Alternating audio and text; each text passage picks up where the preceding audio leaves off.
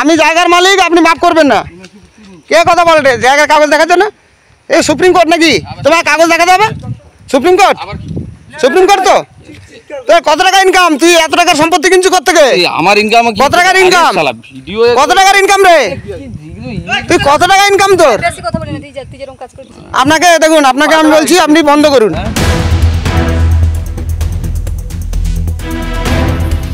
দেখলেন তৃণমূলের এই পতাকার মাহাত্ম্য। কাকদ্বীপে এই দলীয় পতাকা লাগিয়েই জমি দখল করেছেন তৃণমূল নেতারা।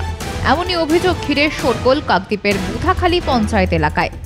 এই এলাকার পঞ্চায়েতের তৃণমূল প্রধান ও অঞ্চল সভাপতির নেতৃত্বে জমি দখলের অভিযোগ উঠেছে।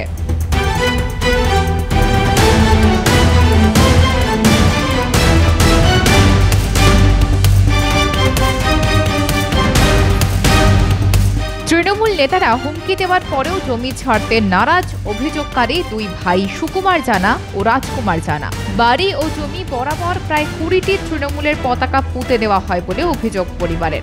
জোর করে জমি দখল করার প্রতিবাদে সুবিচারের আশায় কাকদ্বীপ থানায় লিখিত অভিযোগ দায়ের করা হয়। তৃণমূলের বুথ সভাপতি প্রধান মিলে এসব করেছে বললেন অভিযোগকারী রাজকুমার জানা।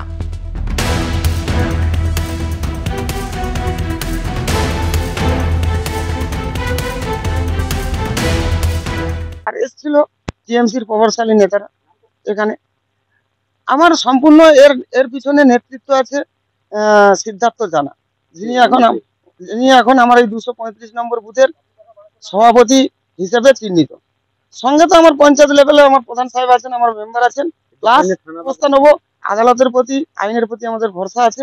আমরা চাইবো নিশ্চয়ই আইনের পথে হাঁটবে, আমরা যাতে সুস্থ ভাবে বাঁচতে পারি, বসবাস করতে পারি, সেই আবেদনটুকু করব। তৃণমূলের নেতাকর্মীরা এসে হুমকি দিয়ে যায়। দুই ভাই মিলে তাদের বিরুদ্ধে কি করে মোকাবিলা করব? রাতের অন্ধকারে জমিতে তৃণমূলের পতাকা লাগিয়ে জমি দখলের বার্তা দিয়ে যায়। এই অন্যায়ের প্রতিবাদে বিচারের দাবি জানালেন সুকুমার জানা নামে এক অভিযোগকারী। হুমকি দেয় বানেশ্বর দাস, হুমকি দেয় সিদ্ধার্থ জানা, হুমকি দেয় অজয় জানা, এবং গ্রামের কিছু তাণ্ডব সৃষ্টিকারী যাদের নামে ক্রিমিনাল রিপোর্ট আছে তাদেরকে নিয়ে এসে লাঠি ছোটা নিয়ে এসে অস্ত্র নিয়ে এসে বিজয় সি, দেবব্রত সি, এদের রামকৃষ্ণ সামন্ত, এদের মতো প্রভাবশালী লোক এসে আমাদেরকে ভয় হুমকি দেয়। আমরা দু ভাই কি করবো? আমরা কি মার খাবো? আমরা চলে গেছি। রাত্রে সকালবেলা দেখে এসেছি, রাতের অন্ধকারে এরা রাতের অন্ধকারে কখন লাগাবে? দিনের বেলা তো আমরা দেখতে পাই। রাতের অন্ধকারে গ্রাম পাড়া প্রতিবেশী চোখের এখনো পর্যন্ত আছে। আমরা সকাল হতে যখন দেখি লাগানো, আমি চাইছি এর বিরুদ্ধে ব্যবস্থা করুক প্রশাসন লেভেলে গিয়ে, প্রশাসনের হস্তক্ষেপ করে আমরা সিবিআই তদন্তের আবেদন করছি। তৃণমূলের এই নেতারা এর আগেও অনেকের জমি এভাবেই দখল করেছে। কেউ প্রতিবাদ করেনি বলে সাহস পেয়ে গিয়েছে। এবারও দলীয় পতাকাকে সামনে রেখে ওরা জমি দখলের ছক কষেছে। এসব অন্যায় মেনে নেওয়া যায় না। দোষীদের বিরুদ্ধে তদন্ত করে ব্যবস্থা নেওয়ার দাবি জানালেন বিজেপি নেতা।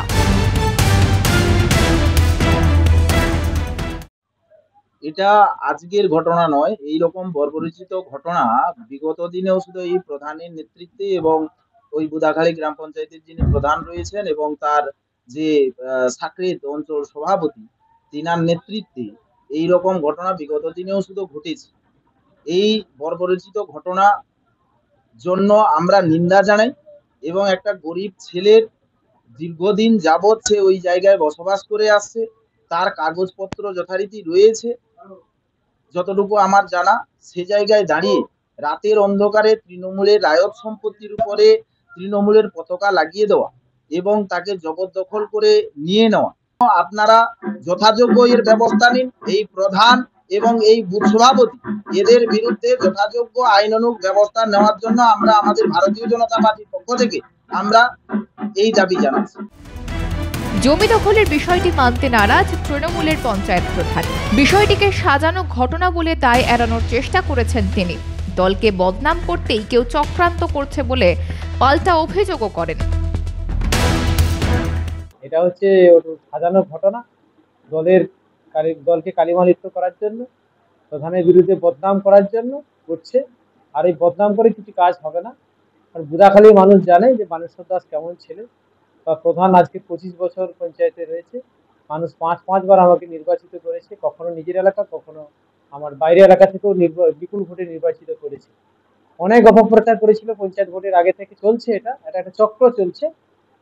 কতিপয় 2-4 জন মানুষ এটা করছে, তাদের হয়তো আশা আছে যে আগামী দিনে যাতে প্রধান হতে পারি, কি দলের সভাপতি হতে পারি, এই সমস্ত সুপ্ত ইচ্ছা নেই কিছু মানুষ দিবা স্বপ্ন দেখছে, আর অন্য কিছু নয়।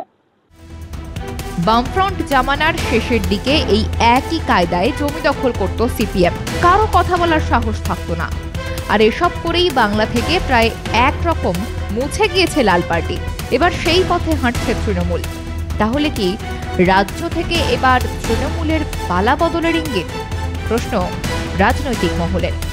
ব্যুরো রিপোর্ট, মাধ্যম।